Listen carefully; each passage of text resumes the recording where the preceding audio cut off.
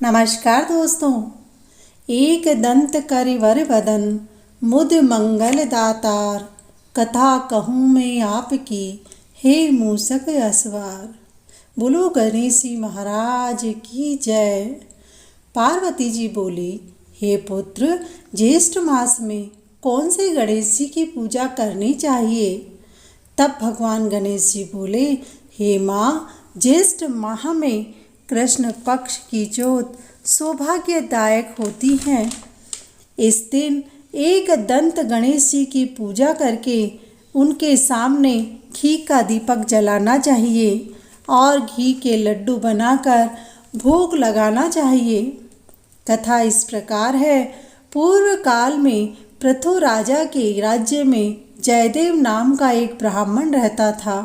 उसके 4 पुत्र थे, जिनका विवाह उस ब्राह्मण ने कर दिया था।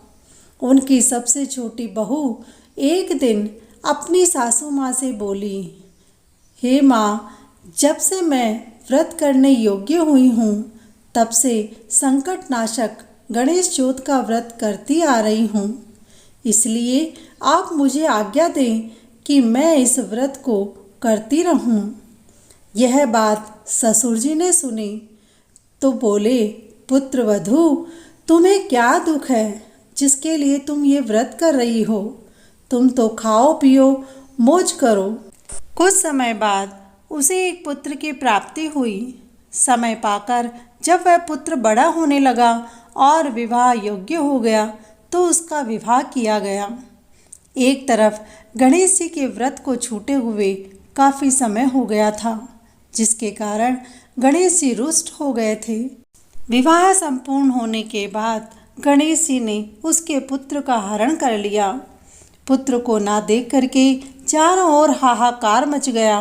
माता ने अपने पुत्र के हरण के समाचार जब सुने तो वह रोने लगी और अपने ससुर जी से बोली, आपने मेरे से गणेश जी चौथ का व्रत छुड़वा दिया था।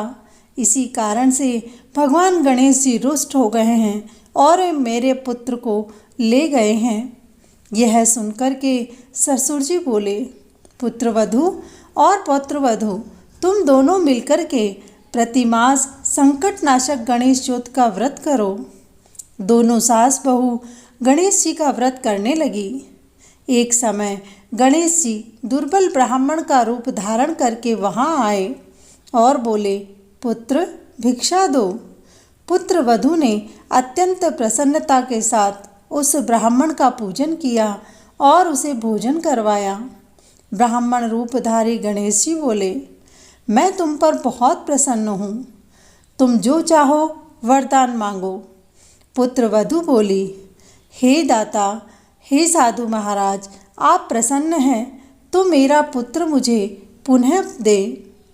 ब्राह्मण बोले, तुम्हारी मनोकामना अवश्य पूरी होगी। इतना कह करके वो वहाँ से अंतर्ध्यान हो गए। इसके कुछ ही समय बाद वह बालक घर आ गया और उसे घर पर आता देख करके सभी बहुत प्रसन्न हो गए।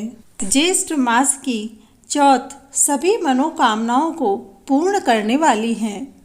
इसी प्रकार से महाभारत काल में भगवान श्री कृष्ण ने युधिष्ठिर से कहा, हे राजन, तुम शत्रुओं का नाश करना चाहते हो तो ज्येष्ठ महीने में आने वाली कृष्ण पक्ष की चौथ के दिन एक दंत गणेश जी की पूजा करो और विधि विधान से व्रत करो तो तुम्हारी सभी मनोकामनाएं पूर्ण होगी।